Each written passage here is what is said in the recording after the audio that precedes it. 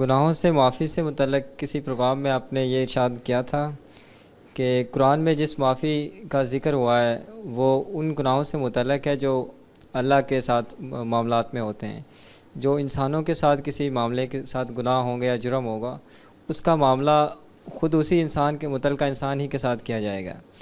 تو پوچھنا یہ تھا کہ اس بات کا کہیں قرآن میں علیحدہ سے ذکر ہے کہ انسانوں کا معافی کا معاملہ الگ ہے اور خدا کے ہاں جو گناہ کیے جاتے ہیں ان کا الگ ہے؟ اگر ذکر موجود ہے تو کیا وجہ ہے کہ علماء اس بات کو یعنی کہ بیان نہیں کرتے، لوگوں کو متوجہ نہیں کرتے؟ کیونکہ یہ تو بہت بڑی بنیادی بات ہے اور بڑا ایک سنگین مسئلہ ہے انسان کے لیے، یہ بات جاننا ہے۔ اس میں غالباً سمجھنے میں ایک جگہ غلطی ہوئی ہے۔ یہ بات میں نے قرآن کے بارے میں نہیں کہی، احادیث میں جو بشارتیں آئی ہیں ان کے بارے میں کہی۔ قرآن مجید میں تو ایک پورا قانون بیان ہوا ہے۔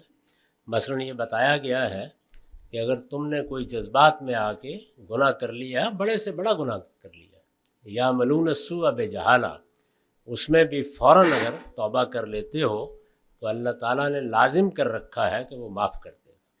اسی طرح یہ بتایا گیا ہے کہ اگر موت تک ٹالتے رہو گے اور جب سکرات طاری ہونے لگیں گے، نزع کا عالم ہے، اس میں توبہ توبہ کرو گے تو معاف نہیں کروں گا۔ اس کے درمیان میں خاموشی اختیار کی ہے، معافی بھی ہو سکتی ہے اور انسان ماخوذ بھی ہو سکتا ہے۔ تو ایک بیم و رجا کے درمیان کی کیفیت ہے، اس میں لوگوں کو چھوڑ دیا ہے۔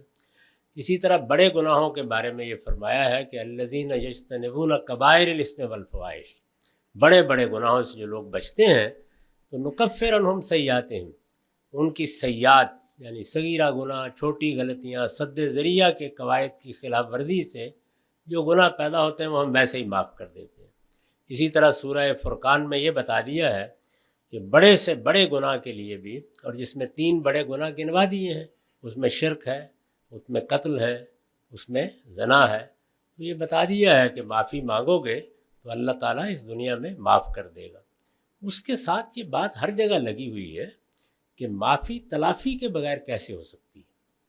یعنی اگر آپ نے کسی کا مال ہضم کر لیا ہے اور اب آپ نماز میں سر سجدے میں ڈال کے کہیں کہ معاف کر دیں لیکن وہ مال تو میں نہیں دوں گا، تو یہ چیز بالکل خلاف عقل ہے۔ یعنی معافی بھی مانگیں، تلافی بھی کریں، اور خود قرآن مجید نے بتایا ہے کہ صرف یہ نہیں ہے کہ آپ توبہ کریں، اصلاح بھی کریں، یعنی اپنے معاملے کی اصلاح کرنی ضروری ہے۔ یہ قرآن میں باتیں بیان ہوئی ہیں۔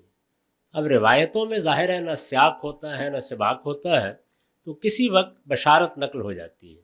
اس میں ہم نے توجہ دلائی ہے کہ گناہ 2 قسم کے ہیں۔ ایک وہ ہے کہ جن کا معاملہ صرف پروردگار کے ساتھ ہے، توقع کی جا سکتی ہے کہ آدمی نے حج کیا ہے، عمرہ کیا ہے، اللہ معاف کر دے گا۔ لیکن اگر کسی بندے کا حق تلف کیا ہے یا کسی کی کسی چیز کو دبا کے بیٹھے ہوئے ہیں، تو اس کے لیے حدیثوں میں جہاں تہاں وعیدیں موجود ہیں۔ یہاں تک ہے کہ اگر آپ نے ایک بالشت کے برابر کسی کی زمین پہ قبضہ کر لیا ہے، ناجائز قبضہ، تو وہ توق بنا کے گردن میں ڈال دی جائے گی۔ تو یہ سب چیزیں ہیں جن کو سامنے رکھ کر پھر یہ کہا جاتا ہے کہ آپ متعلق آدمی سے معافی بھی مانگیے، اور اگر اس کی کوئی چیز آپ کے پاس ہے یا کوئی آپ نے اس کا حق تلف کیا ہے تو اس کی تلافی بھی کریں۔ تو معافی اور تلافی یہ ہے اصل میں پوری توبہ۔ تو توبہ ہوگی تو تب توقع کی جا سکتی ہے کہ گناہ معاف ہوگا، یہ پوری بات ہے۔ اللہ کے معاملات میں تو تلافی یہی ہے کہ آپ کی مثال کے طور پر نماز قضا ہوئی تھی تو آپ نے نماز پہ پڑھ لی، یہ تلافی ہے نا۔ ہمارے ہاں جو علماء کہتے ہیں کہ اگر کسی آدمی کی نمازیں زیادہ دن کے لیے قضا ہو گئی ہیں، چھوڑ دی ہیں، اس نے قضا ہو گئی ہیں، تو یہ صحیح تعبیر بھی نہیں ہے۔ جیسے لوگ غفلت کی وجہ سے نماز نہیں پڑھتے، روزہ نہیں رکھا، تو تلافی کے لیے کہتے ہیں نا۔ اللہ تعالیٰ کے معاملے میں بھی تلافی ہونی چاہیے۔ رسول اللہ صلی اللہ علیہ وسلم نے فرمایا ہی تھا نا، یہ بالکل سادہ قیاس ہے کہ اگر بندے کا حق ہے تو اللہ کا حق بھی اسی طرح ادا ہونا چاہیے۔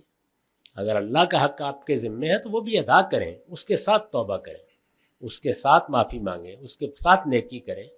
بعض چیزیں البتہ ایسی ہیں جیسے میں نے عرض کیا کہ سیئات کی نوعیت کی ہیں، یعنی وہ سد ذریعہ کے احکام کی خلاف ورزی سے پیدا ہوتی ہیں یا صغیرہ گناہ ہوتے ہیں، ان کو اللہ تعالیٰ کہتے ہیں تم اگر اجتناب کرو گے، کبائر سے اجتناب کرو گے، ویسے ہی معاف کرو۔